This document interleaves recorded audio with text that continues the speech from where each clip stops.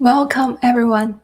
Thank you for joining us for today's webinar on growth opportunities, advanced technology, and the future of precision agriculture and forestry.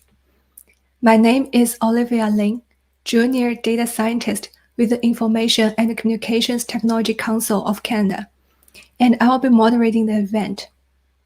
ICTC is a not-for-profit national center of expertise with over 25 years of experience providing evidence-based research and policy solutions for the digital economy. Today, we'll be exploring the world of precision forestry and smart agriculture.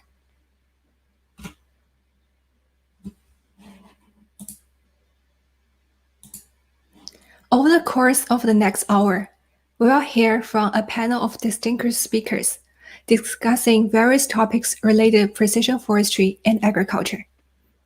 As a bit of housekeeping, please let me point out that you can pose questions during the event through the chat feature, and our panel will address them during the question and answer session after the presentations.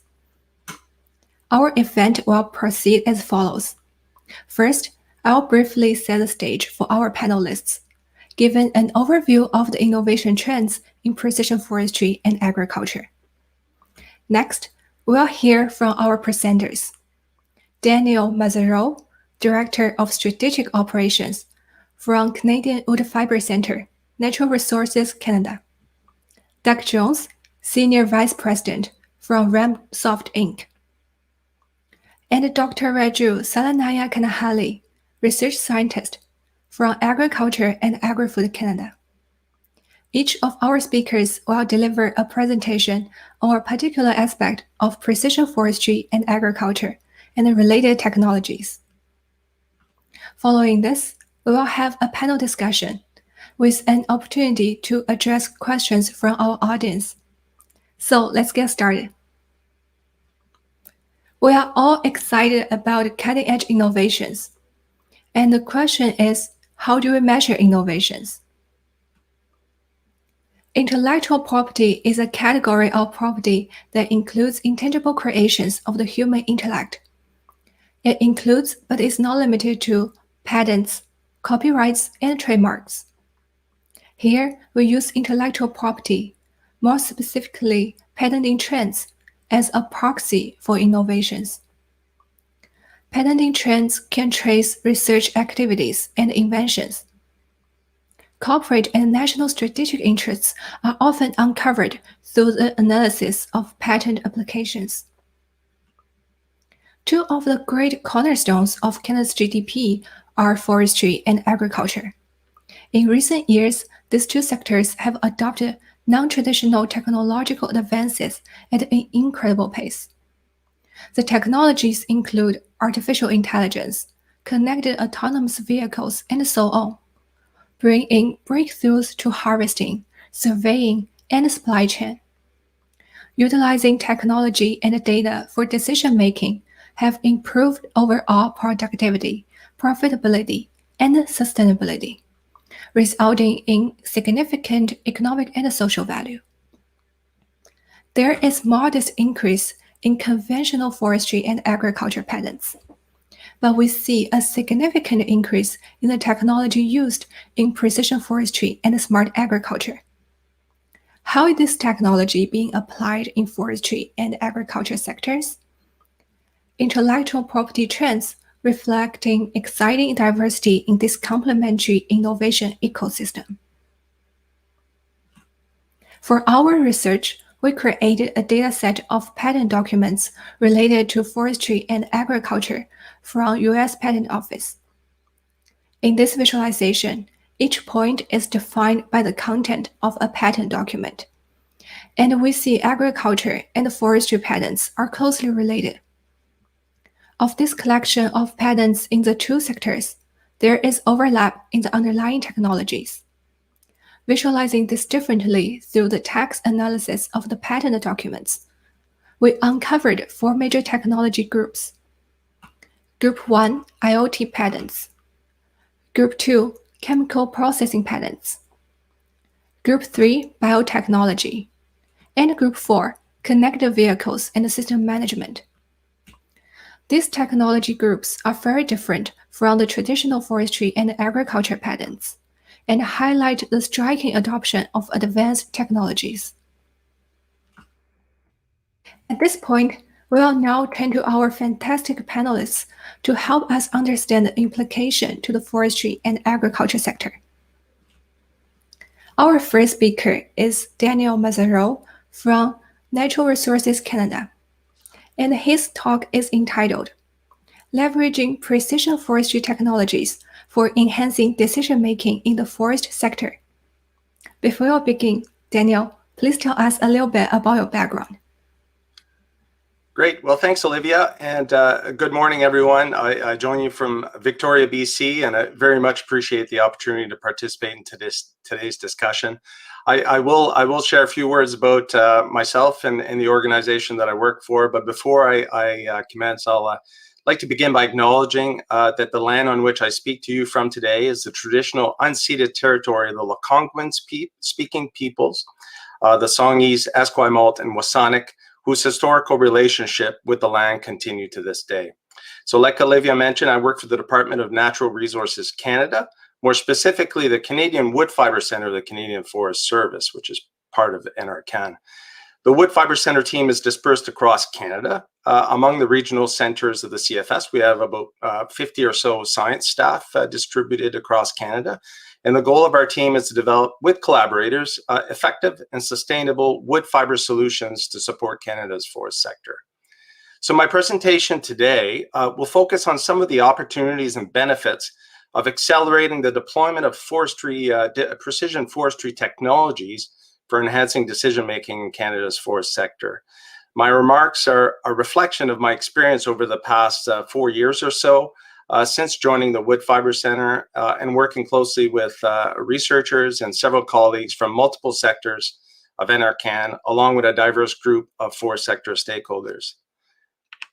Now, Olivia mentioned briefly, we are, as we all know, very fortunate to have a very large and diverse, sustainably managed forest resource in Canada. Forests are a major source of wealth for Canadians, providing a wide range of economic, social, and environmental benefits. Now, in terms of benefits, economic benefits, Canada's forest industry produces 9% of the world's forest product trade, yet Canadians harvest less than 1% of forests each year and plant more than 500 million trees annually. And that amount is expected to increase with the large 2 billion incremental increase in number of trees planted that the country has committed to. As you may also be aware, the nation has developed ambitious goals on climate, environment, and the economy. And highly relevant to the topic of discussion today is the recognition that ensuring sustainable and efficient supply chains using and leveraging these types of tools that we're going to be discussing today in Canada's forest sector is critically important to accelerate progress on these objectives. Our sector is composed of several value chains that are complex, nonlinear, and interconnected. And these value chains incorporate a rich array of actors, stakeholders, and rights holders with a variety of roles. Now, to effectively optimize and diversify forest value chains, we will need to harness further the power of breakthrough technologies and leverage the full potential of available data. Now, the benefits of more fully leveraging data and technologies, such as the ones that we're going to be discussing today, AI, genomics, LiDAR imagery, and many others to improve efficiencies in the forest sector, is broadly recognized and I think represents an important springboard for accelerating sector diversification and competitiveness. Now, the following slides of my presentation will focus on technologies aiming to improve data streams to enhance decision-making, optimize value chains, including aspects of energy optimization, as well as sustainable timber supply. Now, the examples that I'll be using are obviously more on the left-hand side of this diagram, really focused on regenerating our forests, forest renewal, inventorying our forests, and really getting highly precise information on Canada's wood basket, Canada's forest ecosystems. Now, the first example focuses on tree improvement programs. Now, tree breeding programs aim to supply increasingly well-suited and adapted seeds for reforestation, with the goal of growing high-yielding and climate-resilient trees for many decades.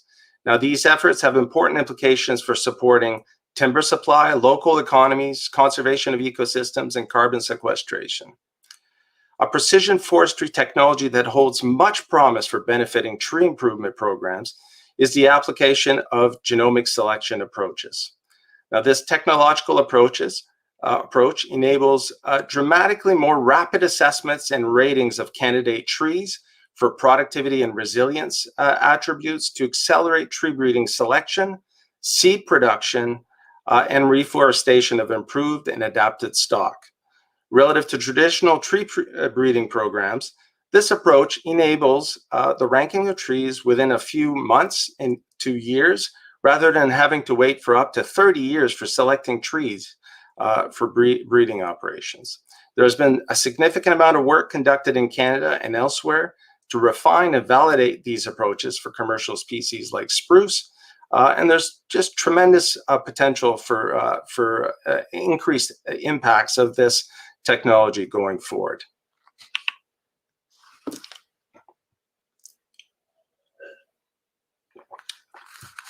Second, a technology that I'd like to kind of discuss briefly today, which is highly relevant to our discussion, is also the mass deployment of LiDAR-based enhanced forest inventory across Canada by government jurisdictions and industry.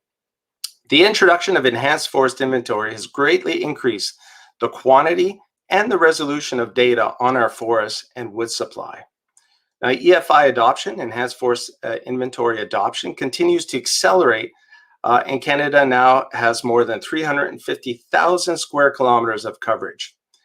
Using advanced technologies and analyses to quantify the forest inventory is resulting in more accurate characterization of the forest, including generating highly precise wood volume estimates. That results in better information for planning, scheduling, and operational decision-making. Now, related to enhanced forest inventory is the development of remote sensing super sites. I think it holds much promise for accelerating R&D and innovation in this space. Super sites are observation hotspots that bring together innovative data acquisitions from state-of-the-art airborne and spaceborne instruments, combined with historical data acquisitions and comprehensive field reference data. So by reducing the economic and logistical barriers to accessing field reference and remotely sensed data, super sites, such as the one established at the Petawawa Research Forest, have much potential to serve as innovation incubators, allowing a broader range of end users to test and demonstrate their algorithms or data processing innovations. Another active area of research related to enhanced forest inventory is focused on improving species-level predictions. So I mentioned that we are getting really highly precise estimates of wood volume, of canopy heights, depth to water table, but species-level predictions, there's still work to be done on that front. This is one area where fostering broader collaboration between data analysts and foresters is showing early promise for generating improved predictions. So as we're incorporating and leveraging more and more complex advanced analyses to really leverage the massive amounts of data available from these LiDAR captures. So just on the right side, you've got the diagram of New Brunswick. And just to give you an example of the sheer volume of data, up to 11 billion trees for which we are starting to get point clouds.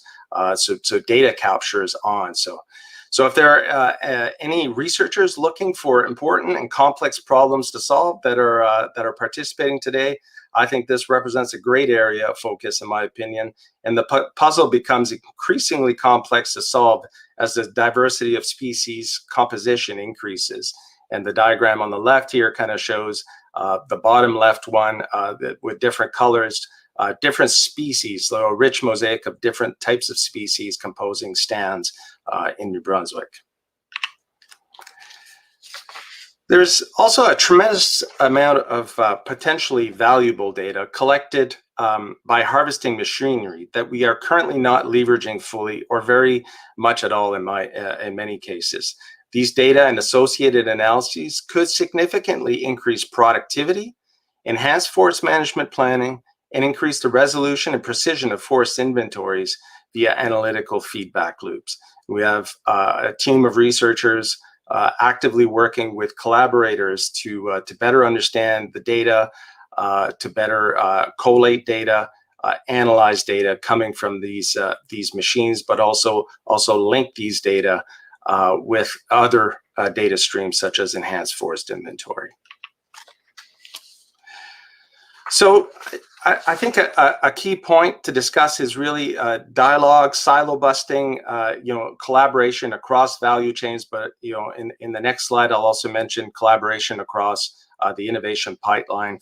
We have been convening discussions to learn more about the opportunities, the needs, and the challenges across the value chain to present the business case for collaborating and sharing data among value chain actors.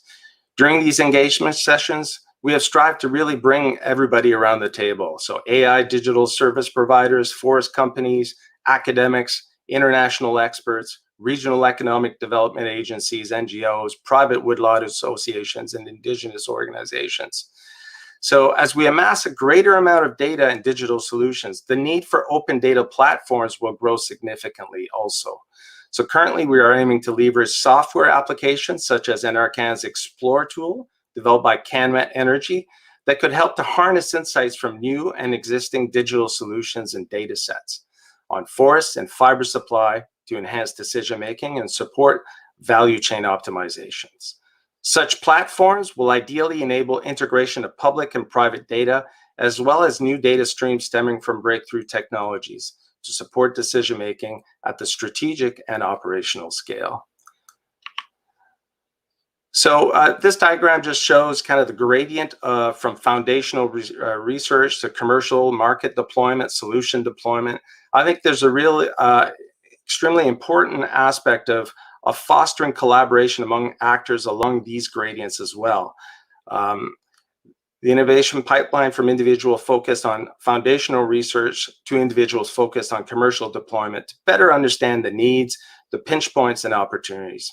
I think it's also very beneficial to learn from other sectors like agriculture that are farther ahead in the deployment of these tools. So needless to say, I'll be paying close attention to my fellow panelists and looking forward to the discussion and the questions and answers. I also encourage folks to reach out to me. This is my email if there's any questions that you would like to pursue or explore further after today's discussion. So thank you very much.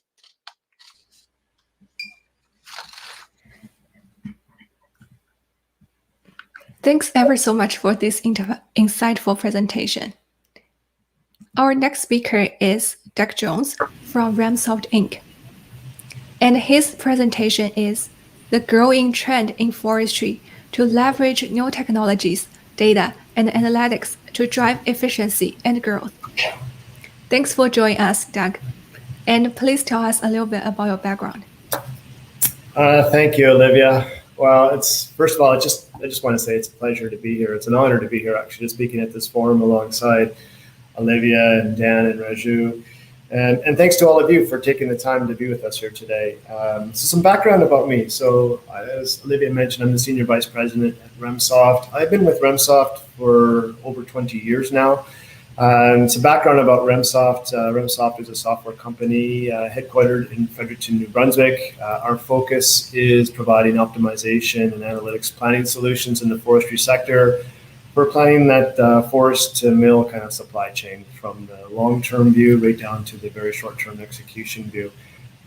We are very fortunate. We working with companies all over the world. We work with 150 plus clients across the world in 15 different countries. And these countries include Canada, USA, Brazil, Uruguay, New Zealand, Australia, and others. So I've been very fortunate in my 20-year career with Ramsoft. I've been able to travel the world and talk with many different companies in different parts of the world, from Southern Hemisphere plantations to native forest management in Canada to pine management in New Zealand. So I've been very fortunate. Prior to joining Ramsoft, I was working in the forestry industry in a consultancy in the US of A, out of Charleston, US, South Carolina, and prior to that, working in the forest industry in Canada. So again, I think I'll just jump right into the presentation. So again, it's a pleasure to be here today, and I'm going to talk to you about more from a private perspective, the private industry perspective, in terms of how the private industry is adopting technologies to drive this efficiency and growth. So I've already told you a little bit about REMSoft, so I'll skip over that one. And so to start off, I'm just going to talk about some digital trends that we're seeing in forestry. And when Olivia and Peter from ICTC asked me to speak at this, it was precision forestry, and that's a pretty broad term. It's like, how do you interpret precision forestry? It can be something very precise or something very broad. And from my perspective, I'm going to be looking at it from a very general perspective. So precision forestry, really in that all things digital within that forestry landscape. So that's the perspective that I'll be bringing today. So prior to doing this, I was doing a little research in terms of what are the trends we're seeing in forestry in terms of digital adoption, and I want to kind of highlight a few facts. And to start, executives have recognized that the technology is certainly reshaping the forest industry today. And when asked them, what's the risk of not adopting technology, there was two common themes that came out of surveying these executives in the forestry space. And number one was that there's potential of lost opportunities for market share growth. And the other one was loss of competitive advantage due to cost.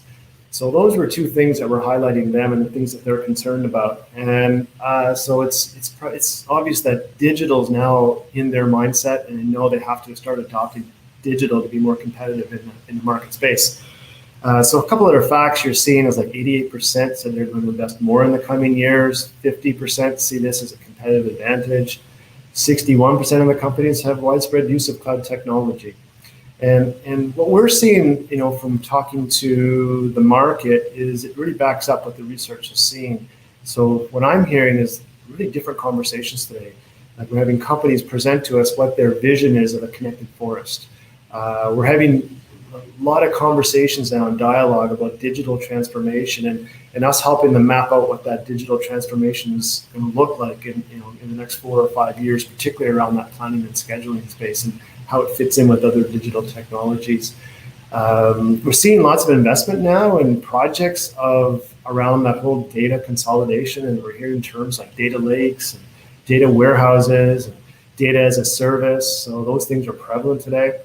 And the one thing that's really interesting is that if you talked about cloud technology 3 or 4 years ago in the boardroom, it was something that was feared. It was something that just wasn't on the radar. There was kind of a hesitancy. And it like switched overnight. And all of a sudden now, if you are not providing technologies in a cloud platform, you're not even at the dance. So it's something changed almost instantly in the last few years in terms of the digital adoption in forestry, which is positive. So before I talk about some of the trends that we're seeing that I think are kind of important going forward, I wanted to stop and kind of look back. I mean, digital just didn't start yesterday. Forestry has been investing in digital technologies for years, and even more so in the last 5 to 10 years. And I just wanted to say, before we look at where we could be going, is like, where did we come from?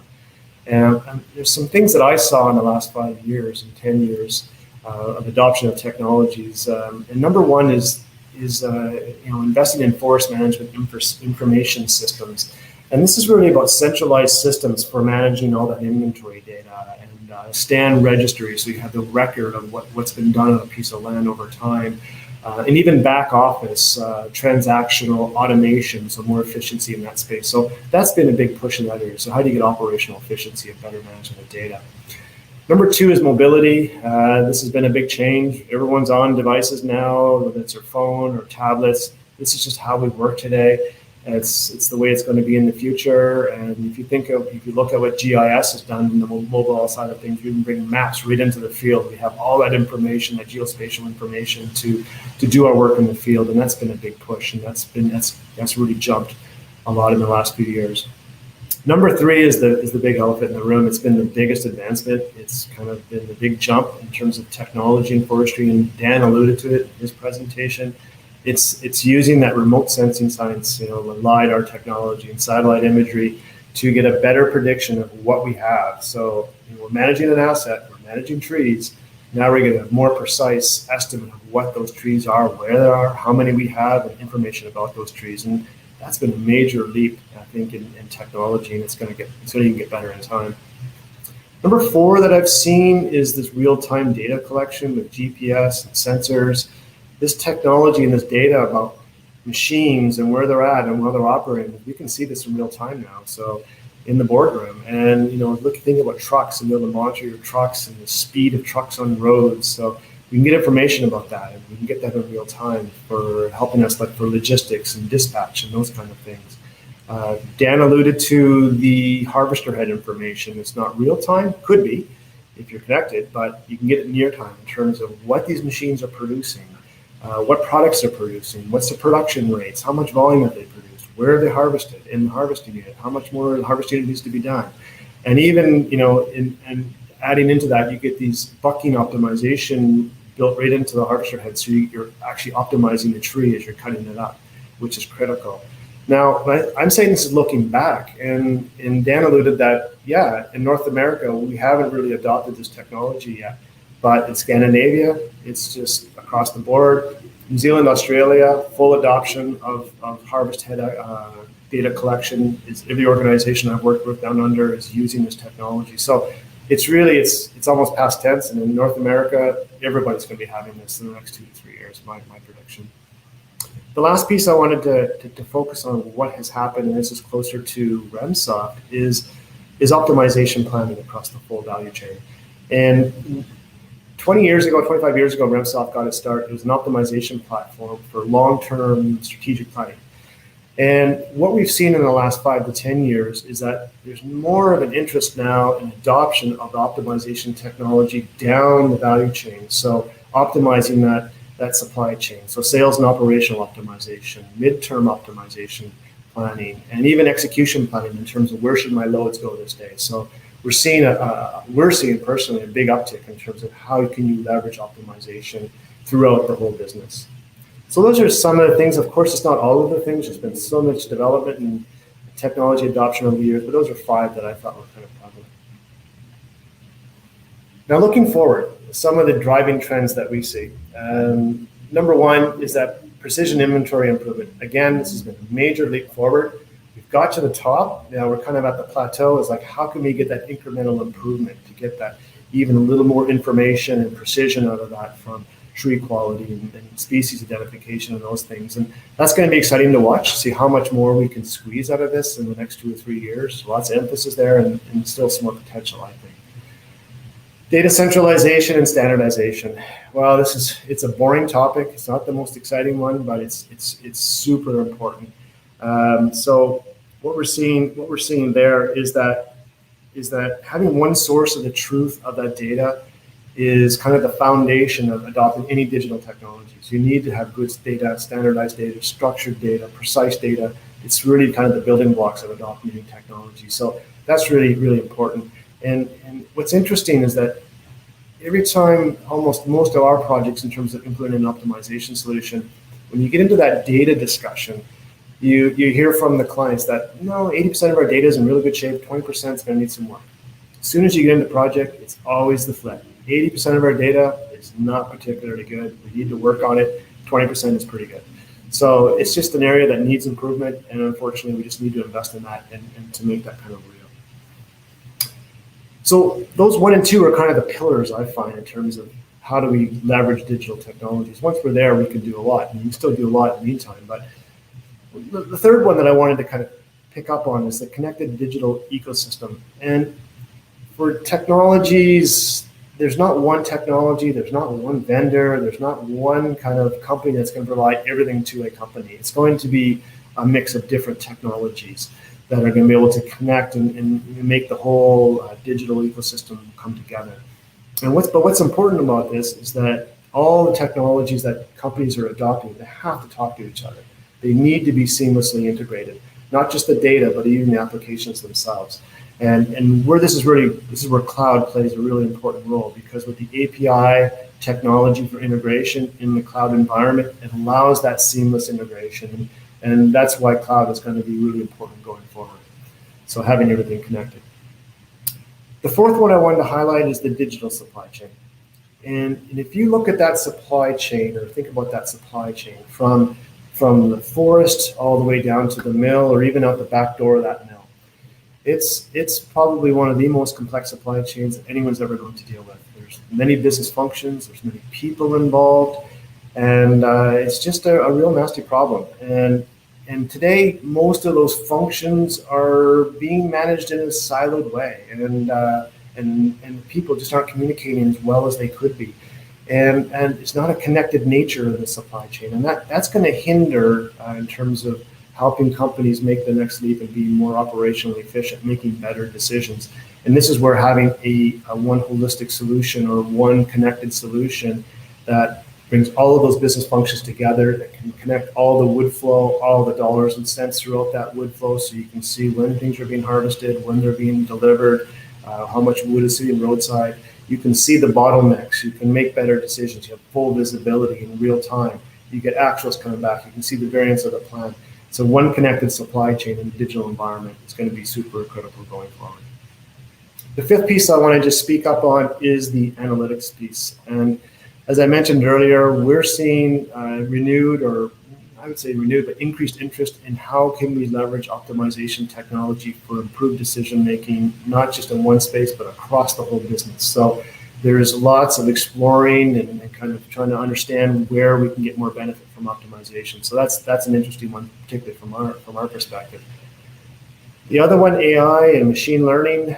This is really interesting. There's so much interest in this space right now, with good reason. There's so much potential that we can get from machine learning, looking at past data, looking at actuals, looking at history to make better predictions, understand patterns, get better insights into our business, help us improve decisions. There's lots of potential there, and that's something we're going to see a big increase in growth in the next coming years, which is kind of an easy statement to make.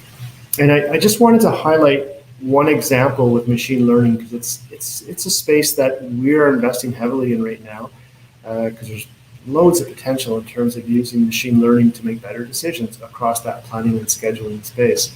And we do have a supply chain tool that's offered, that's deployed in the cloud. And within that application, we have all of the harvest units, all of the plans, all the history, we have all the actuals, we have all the changes, we have almost everything about that planning environment. So now you've got a really rich data set that you can start using. And because it's structured, it's really perfectly suited for machine learning algorithms. So what we've done is embedded machine learning into the application to help users leverage this technology to actually make better predictions and estimates. And an example I want to use on this is just one example I'm going to show you, is that this is a screenshot from the application. It's just one unit, and this is what the predicted harvest volume is within this particular harvest unit. That estimate of harvest volume is coming from your inventory system. It could be LiDAR derived. It could be coming from other means in terms of how you derive that information.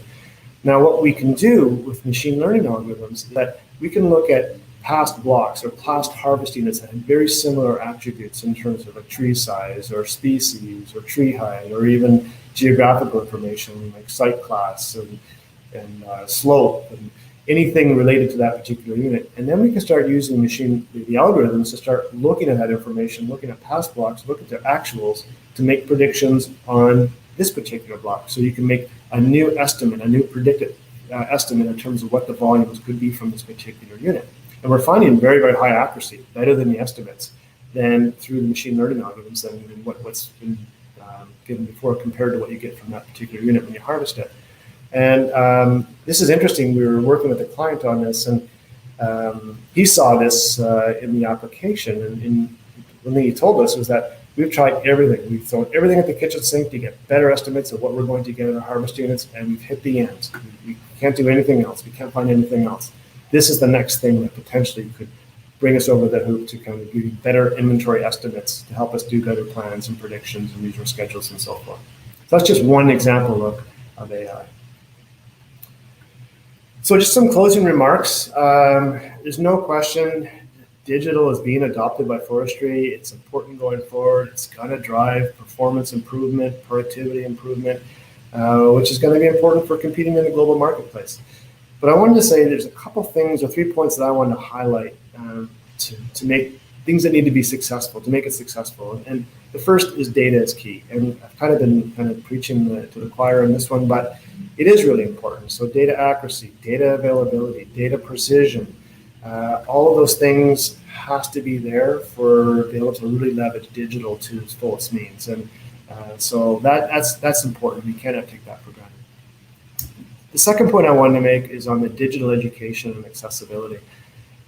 What I mean by this is that, decision makers who are investing in technologies to help improve their business, well, it's a very confusing thing. And there's a lot of technology, a lot of terms, and it's really hard to understand what it is. And people that are making these decisions, well, they know their business, they don't know technology. And so I think the onus is on those who are providing the technologies is to help educate those decision makers in terms of what the benefits are. So more education is critical. And how do you get education? I see it more as it's important to have partnerships with companies as opposed to this traditional client-vendor relationship. So partnerships is going to be really important because you're all in it together. The second part is accessibility. And what I mean by that is that digital technologies just can't be for the large players who have the economies of scale, so they can invest in larger IT projects. I'm thinking about the SMEs, so the small and medium enterprises. And so I think it's important that they also have accessibility to these digital technologies. So I think the onus, again, is on us to make sure that it's priced and it's cost effective and it can be implemented in a way that they can also be successful with in adopting technology, so they all can be competitive together. So I think it's important to have a blend of small, medium, and large enterprises to make everything work well. The last part I want to say before signing off is that people, don't forget about the people. You can bring as much technology to the board, but if the people don't buy in, it's not going to be successful. As the saying goes, if you build it, they will come. It definitely does not apply with technology. We've certainly learned this over the years. And for technology to be adopted successfully, you need a couple of key ingredients. Number one is you need the strategic vision and good leadership from the top so that vision permeates through the organization so everybody knows where we're going and what the future is going to be. With that, you need very good change management skills and change management processes in place. So on letting let the users know how they're going to benefit from it. Because if the user doesn't see a benefit for them, they will not use it. And that's where everything will stop. We'll stop right there. Number two is if you're going to get into analytics and predictions with optimization, machine learning, or any kind of analytics, you have to earn the user's trust. You're making decisions based on data now. So they've always made these decisions on gut and experience. If they're going to make it on decision, they have to trust that the data is going to give you the right answer. If you don't earn that trust up front and work with them in terms of earning that trust, again, it will not be used. And the last thing I want to say is that digital technology, I think, is imperative. It's just given where we're at with the people side of the business right now. We're in a stage in our sector where we have a lot of people going to be retiring in the next 5 years. We have to get new entrants coming in to the back, filling in those holes. And those new entrants are going to be younger people. And those younger people are going to be expecting a different digital experience than what's available today. So having a more modern digital world is going to be another a key ingredient for attracting new entrants to help avert what is potentially a big crisis in the forestry sector, and that's getting people joining the sector. So on that note, I'm going to close it out, Olivia, and I'm going to pass it back to you. So thank you again for your time. Thank you, Doug. That was great. And our third speaker is Dr. Raju Salanaya Kanahali from Agriculture and Agri-Food Canada, who will talk about digital phenotyping for crop breeding and precision agriculture. Thanks for joining us, Raju. Please tell us a little bit about your background. Thank you, Olivia. Hello, everyone. I'm Raju Sulanaikanali, research scientist with Agriculture Agri-Food Canada, located in Saskatoon. The Saskatoon city is located on the Treaty 6 territory and the land of Métis. Myself and my colleagues are involved in crop improvements and precision agriculture at Agriculture Agri-Food Canada. Specifically, I am involved in abiotic stress physiology, looking at how different crops adapt to environmental changes. It could be drought, salinity, heat, or flooding aspects. In doing so, I'm involved and utilizing some of these digital phenotyping tools towards crop improvement. With that, next slide.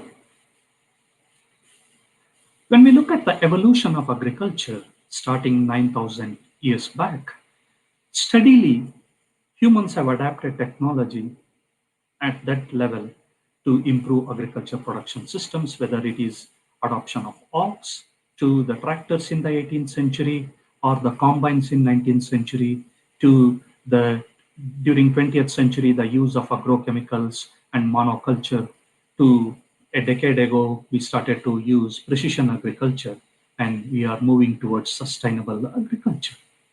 So there has been a steady progress in utilization of technology or tools. So why? Agriculture requires more collaborative, sustainable, and inclusive ways to feed 7 billion people and also protect the planet. Next. If we look at agriculture at a glance in Canada from east to west, in Atlantic and New Brunswick, the big production of like horticulture, dairy, potato productions. As we move into Quebec, it's mainly hog farmers, dairy and poultry farmers. In Ontario, soybean, corn, horticulture production system like mainly dairy and indoor production systems are common. In prairies, Alberta, Manitoba, Saskatchewan, field crops such as like oilseeds, cereals, pulses are very predominant. And when we move to British Columbia, it's fruits, horticulture, blueberry, apples, plums, peach. And New Yukon is all of hay and poultry production. And Northwest Territories are greenhouse products as well as like Nunavut with caribou and wild berries. When we look at total farm area, here in Canada, we have close to 160 million acres that's operated by close to 272,000 farm operators. Overall, agriculture accounts to 6.7% of Canadian GDP. That's roughly translate to $112 billion. Next slide, please. So what strategies we have been using since the Green Revolution that started in early 1960s? Elite germplasm varieties and genetic diversities have been the foundational for agriculture improvement and productivity within Canada and elsewhere. So we have been using tools such as like the physiological selections all the way to the genomics. And currently we are trying to understand like the mobilization of root soil microbiome and how that can influence climate mitigation and crop productivity. As Doug and Daniel mentioned, use of deep learning is becoming quite common on day-to-day activities. And finally, taking towards precision agronomy. Next. So while we do this digital breeding for climate change resiliency, we have to adapt artificial intelligence software tools, climate resilient crops, precision agriculture to drive what we initially saw as green revolution towards digital revolution in agriculture, not for productivity, but for sustainability. That's where the future is heading. Next slide. So when we look at some of these sensor-based technologies, they operate at different scale, whether it is greenhouse-based, whether it is ground-based systems to drone-based or images, aerial imaging to satellite-based precision agriculture. Here I walk you through a few of the examples in the next 4 or 5 slides, how we are using various scales for crop improvement. Next slide. Here, I'm showing like the multi-sensor physiological phenotyping. The picture on the top left is where wheat plants are placed on the weigh scale that measures how much water is lost every minute and how much biomass is gained. It has various sensors that can collect data on leaf area expansion to data on water losses, changes in the root soil pH, as well as electrical conductivity. All these questions can be addressed, and we can precisely maintain the pots at different soil water potential. That means it can be well irrigated to very dry conditions that we might experience in prairies. So these technologies, highly regulated control, provides a quantitative comparison of plant response to different stress treatments and the precise prediction of plant growth and productivity in an efficient, easy to use and non-invasive manners. Next slide. Now, going from controlled greenhouse to breeders' plots, where future lines have been sown and selected for better yield, better disease resistance, fertilizer use efficiency. Here, graduate students are testing some of the newly developed handheld tools for leaf nutrient content assessment as well as leaf nutrient water status measurement, where you take out from your pocket, put it on the leaf, you will immediately get the readings. Then you know whether your crop is nutrient stressed or water stressed. The image on the center with the tractor that has those booms are installed with the GoPro cameras that can collect the plot images. These are all low-tech, little investment technologies where one can look at the leaf area expansion rate, the biomass that the canola plots would accumulate, and how long the plants stay green. That tells about the photosynthetic capacity, carbon sequestration capacity of individual genotypes. Next slide. Now moving from those low-tech to little mid-level costs, the panel on the top left is the low-weight lentil phenotyping system that can be just pushed manually over the field plots. And each of these lentil plots are meter by meter, so you can cover large area by just at a walking speed. The picture, the mini-pan picture on the bottom left is with the joystick where one can just stay outside the field and look, monitor the wheat plots. Here you have much better ground clearance, almost up to 2 meters height. And on both panels, platforms, one can install these sensors that I have shown the box on the right side that has various cameras from RGB camera to NIR, ultrasonic lidars, depth cameras, as well as thermal cameras. So these cameras can be just installed and the units can be moved from one area to another area just on back of the trailer. Very easy for mobility. Next slide. Just to give a snapshot of some of the images one can capture, this is the LiDAR image I'm showing, the blue and greenish one, where the LiDAR image is able to not just show the crop height for lentils, but it also gives us the land features. What are the surface characteristics and the residues that are present. Next slide. Now moving from the ground-based platforms to drone-based or aerial platforms, here I'm showing some of the drones that we are currently using that can be mounted with various cameras. I'm showing two cameras on the right picture that has RGB and NIR cameras. Next. You can also change your sensors based on your crop questions, hypothesis, everything. Here we have mounted now the hyperspectral camera that can collect in the range of 400 to 1000 nanometers, roughly 150 bands for every flight it does. In doing so, these drones can be flown anywhere from 15 meters above the canopy to almost 30 meters above canopy, and with a predefined flight path. The advantage of using drone is like for a 1 hectare area, roughly, we can collect the information within a span of 20 minutes. When we look to the land-based platforms, ground ones, they require anywhere between roughly 90 minutes to 2 hours. So during that time, the cloud cover might change, the sun angle will change, that might affect. Whereas with drones, you get like within a very short window and more precise information. Next slide. Here I'm just giving a video of like wheat plots where breeders are selecting for standing tall or lodging resistance. As you can see, after strong winds here in Saskatchewan, some of the plots or breeders' seeds, they just are not strong enough. They just flatten on the ground, whereas some others stand tall.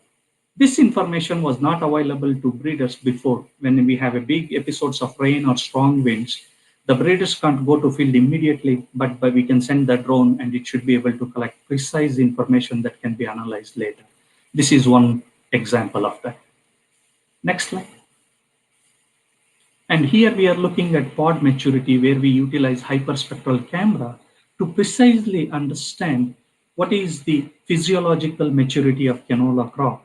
As you see in the panel S1 to S5, from green seed to brown seed, S5 is where industry requires the seed material, if the seed is little bit green, when they extract the oil, that becomes like greenish, and they have to use chemical processes, that becomes very inefficient from the industry perspective. So understanding when is the best time for canola to be swapped or direct harvest, the hyperspectral images can provide us some of the seed color change. Next.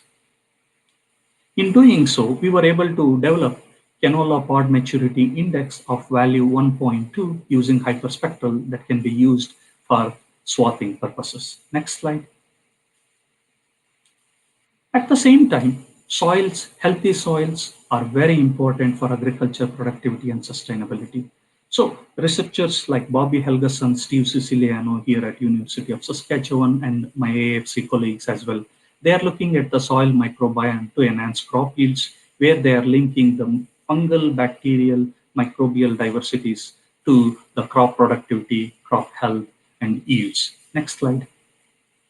In doing so, utilizing artificial intelligence and machine learning tools, now we can precisely take the precipitation pattern, air temperatures, the phenology, when the flowers come out, when the heading happens, when they germinate. Utilizing all the genetic information, we can predict how the bacterial microbiome can influence the yield performances of individual breeder lines or at field level. Next slide. At the same time, moving from field plots to watershed level, precision agriculture is very key for fertilizer use efficiency and crop yield. When we look at nitrogen, downward leaching of nitrates lead to eutrophication of groundwater, whereas phosphorus runoff lead to eutrophication of freshwater bodies. So it's very important to improve the fertilizer use efficiency of crops, and precision agriculture plays a big role. When you look to the panel on the left, the green pixels are where the yield productivity is normalized. Best yields can be found, can be obtained on those land. When we look at those yellow pixels, that's where the yield is very average. And when we look at the red pixel, year after year, the yields are, in spite of applying good fertilizer, taking care with pesticide, insecticide, yields are always low. So now it allows the farmers to say where they can maximize the yield and adjust their fertilizer, pesticide use accordingly. So these fine scale modeling can integrate the climate change aspects, management of fertilizer, hydrology change at the watershed level, as well as the agronomic changes that happen. Next slide. Similar to fertilizer use, water is very critical to agriculture, and scheduling irrigation schedules moving forward with climate change becomes very, very critical. The top picture shows like the irrigation booms putting water on the fields. On the bottom two left panels, I have left one that is the picture taken in the pivot on June 21st. The green area, the blue areas are where adequate moisture is there, and red areas where there is suboptimal moisture, soil moisture. The same picture was taken on July 17th, where it shows that some areas are getting drier and drier, whereas other areas have adequate moisture. So using some of these smart drop microwave radiometer that could be installed on these irrigation booms, now the farmers can go and just apply irrigation in these red zones relative to the blue zones. In that way, you can schedule your irrigation so that you can utilize the best ways of like managing your water resource. Next. Now going from watershed level to landscape level. Agriculture Canada is involved in earth observation for the last 15 years or so. And we do annual crop inventory maps for every crop in every field across the country. For last 12 to 15 years, this work has been happening. For more information on this aspect, if anyone is interested, I have provided the emails of the contact scientists for this work.